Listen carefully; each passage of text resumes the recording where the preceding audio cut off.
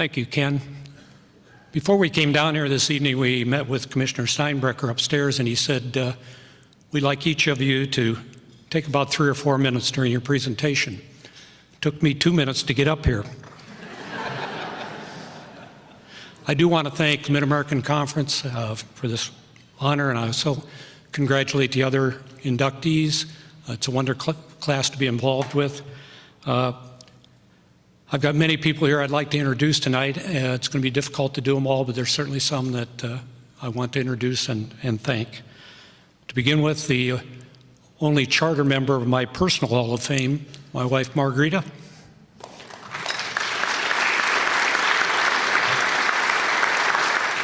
And you can hold your applause. I'm glad you applauded her. That'll help me a lot. My son Tom is here. Tom worked in the Mid-American Conference after I was gone, worked 3 years as the SID in the Mid-American Conference. Our son-in-law Skip Pogan is here. My grandson Mike is here tonight. Friends John and Ann Carroll. And the other person I want to introduce that is very, very special is Alan Chamberlain. When I was at Bowling Green, I hired Alan away from University of New Hampshire to be our SID. And when I came back to take the job as commissioner, I asked Alan to come with me once again, and he did. And at that time, you have to understand, we moved the office from Columbus up to Toledo. And a lot of people don't know this. I didn't know it until after I'd signed my contract.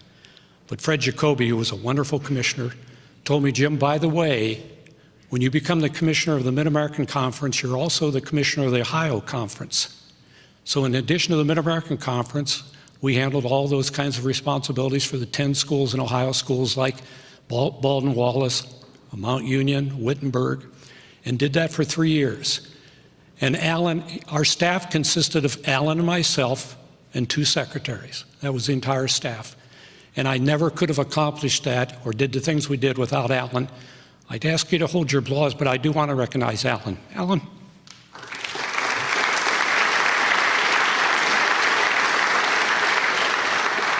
Also want to recognize, I won't recognize the people at the Bowling Green table simply because I did spend some wonderful years at Bowling Green.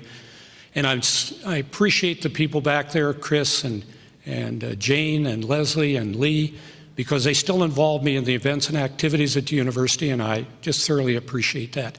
Also at that table, very quickly, I've got to recognize Ron Zwerlein, Kenny Shaney, and my very close friend Tom Imbrascia. Tom and I go back to 1970-71 when the Cavaliers franchise came to Cleveland. At that time, again, I guess I'm just prone to work on small staffs because if you can imagine an NBA franchise, Bill Fitch was the head coach, I was assistant coach and head scout. Well, I was the only scout. And Tom Imbrascia did everything else. There were only 5 of us in the office. And if you can imagine an NBA franchise with 2 coaches and 3 other people, but that's what we started out with. And I appreciate that, my friendship with Tom. Let me just say very quickly, when I left Bowling Green to become the athletic director at the University of Kansas, I thought it was a wonderful opportunity. Kansas was a nationally ranked athletic program, probably the best academic program in what was then the Big 8. About 8 months after I took that position, Fred Jacoby left to become the commissioner of the Southwest Conference. I got calls from some people in the MAC saying, would you be interested in coming back? And when I was offered the job, it was a very difficult decision because I knew the Mid-American Conference was not #1 in the country in national recognition. I knew the Mid-American Conference was not #1 in the money in the country in terms of financial income, television, and so on. I knew it wasn't the #1 conference in the country in scholarships. But what I did know, that it was the #1 conference in the country in the way they ran their athletic programs. That was with honesty, integrity, and putting the welfare of the student athlete #1. I believe that about the MAC then, I believe it about the MAC now. And so I kind of say to you people out there that work at MAC schools, I know you struggle with budgets. I know you struggle with home attendance. John has done a great job of opening up the bowl football games for the MAC. But as you struggle with those things, remember, you are the #1 conference in the country because you do it with integrity, honesty, and putting the student athlete as your top priority, as we saw here tonight with these student athletes. So again,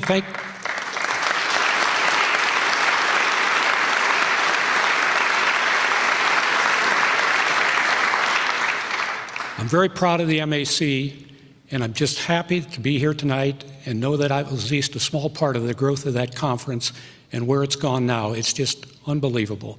Thank you very much, and I have one other thing I need to do. It was mentioned that in 1986, we celebrated the 40th anniversary of the conference, and we had a wonderful celebration.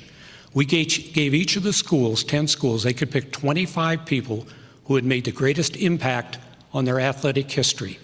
Several of the schools called us and said, can we have a few more? We said, no, 25. We've sent letters to the 25, and then we ask each president of the university to call those people and say, make every effort to attend because you're one of only 25 to represent us. We had a fantastic turnout.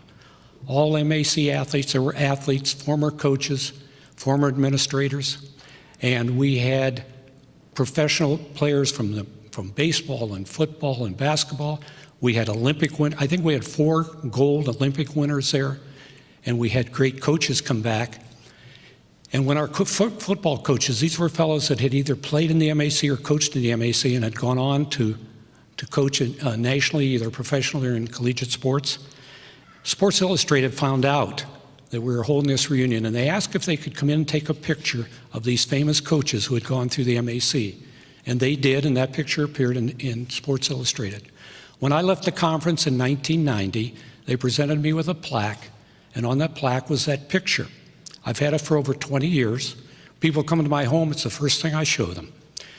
I just feel that that belongs in the conference office. So today I'd like to give it back to the conference office where more people can see it and see what the kind of men that went through here. So that if that plaque is close, Ken? Okay. I'm not going to go through everybody that's on it. I wish I could, but let me give you a few. Woody Hayes, Bo Schembechler, Ara Parseghian, Weeb Eubank,